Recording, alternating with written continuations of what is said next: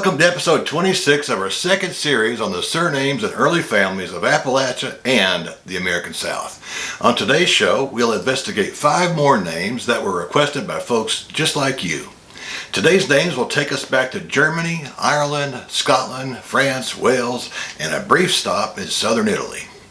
If you're new to the channel, I mix in a bit of history, genealogy, and trivia along with the origin and meaning of the surnames. My main goal is to identify families that have been in the southern United States since before the Civil War. Why, might you ask? Well, if you're my age or older, there's a good chance that you know where your recent ancestors originated. Here's a sobering fact. For most of us who feel that we can't be replaced, it's commonly believed that within 4 generations, meaning your great-grandchildren's generations, a family's personal stories and names are likely to be significantly faded or forgotten, with details becoming less readily accessible as time passes. This series is dedicated to the memories of our ancestors. By the way, if you'd like a free copy of the surname catalog that lists the names and episodes that have been covered thus far, stick around to the end to find out how you can get one. It's just an email away. It promises to be a good show, so I hope you'll join me. Number 1, Langley. I was happy to get a request for Langley. As I've mentioned a few times here on the Vantage Point, I live near Norris Lake in Upper East Tennessee. Langley folks are well represented around these parts. This Old English name dates back to somewhere between 450 AD, which was when the first waves of Anglo-Saxons bringing their Germanic language with them into Britain, to 1100 AD when the linguistic era known as Middle English developed.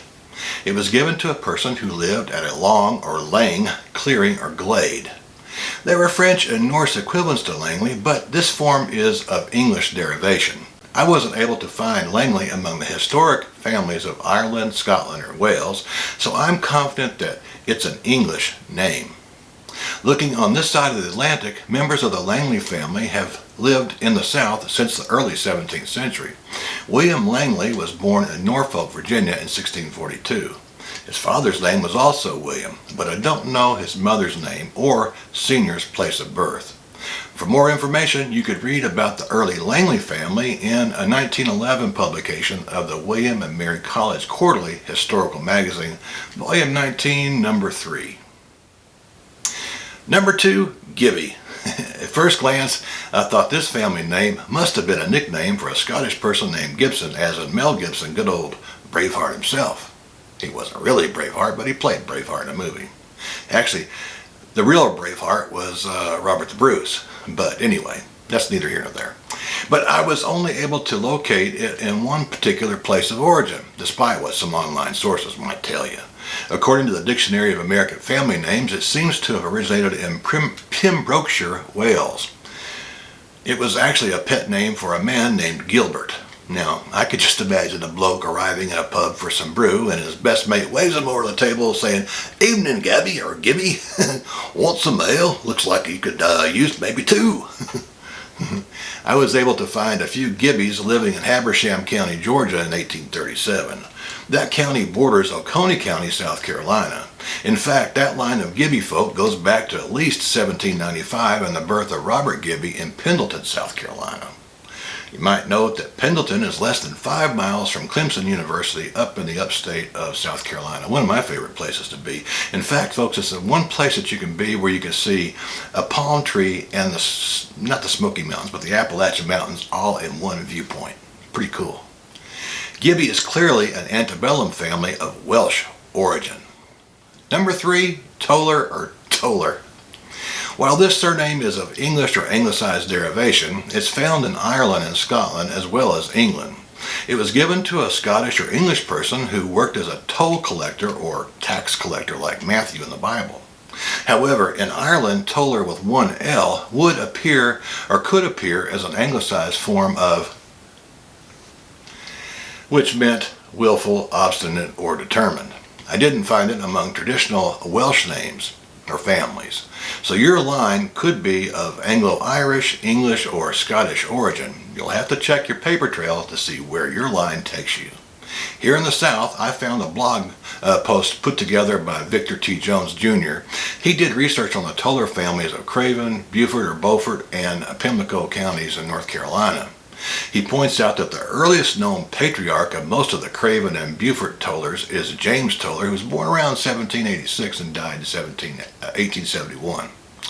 Still, there were 36 Toller families living in Virginia in 1840, and I also found people named Toller living in Pennsylvania and eastern Ohio who were alive and presumably well in the late 1800s. I don't know if they're all connected by genetics, but given the diversity of places where the surname was first used, I doubt that they're related to each other.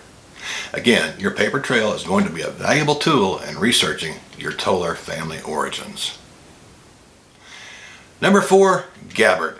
Now, I'm almost positive that when you heard me mention the name Gabbert, you immediately thought of Tulsi Gabbert, the first person, to my knowledge anyway, to run for president of the United States who claims a Samoan origin.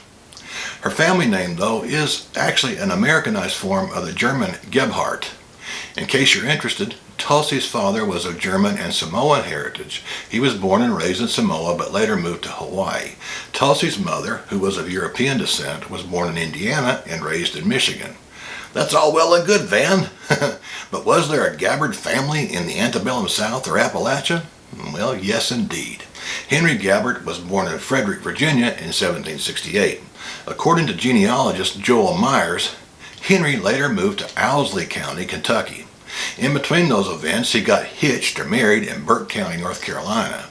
His bride was Barbara Hunsucker. She was the love of his life. At the end of the day, this southern antebellum family has roots that reach back to Germany in the 18th century. Number 5, Fouch. If we put an I on the end of Fouch, it would sound like Fauci, as in Dr. Anthony Fauci, who served as the director of the National Institute of Allergy and Infectious Diseases from 1984 to 2022. Boy, my subconscious mind must be running some political tapes today. Anyway, it's amazing how one letter can change the history and meaning of a name. Whereas Fauci is a Southern Italian name for a sickle maker, Fouch is an alternate form of Fouts, which itself is an alternate form of the German Fouts. Apparently the first person named Fouts was a heavy puffer. In my mind, I see a teenager who showed his disdain for life by exhaling loudly. According to DNA tests, yours truly is 13% German, and one of my few German lines leads to Theobald David Fouts. He was born in Baden-Württemberg, Germany, area of Germany, in 1722.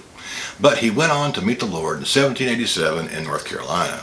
However, the family first immigrated to Pennsylvania. Theobald's father was Hans Michael Fouts. He raised a family in Pennsylvania, and many of his descendants still call the Keystone State home. Margaret Peggy, one of Theobald's daughters, married another German American named George W. Guerin. She lived most of her 90 years here on planet Earth in the Appalachian Mountains of Bumpkin County, North Carolina. George lived for another 20 years. Well, folks, that's about all I have for you today. I hope you got something meaningful out of the discussion and will join me again here on The Vantage Point. If you'd like a free copy of the list of names that we've covered thus far, write to me at vantagepoint22@gmail.com. Until we meet again, God bless you and yours. Bye-bye.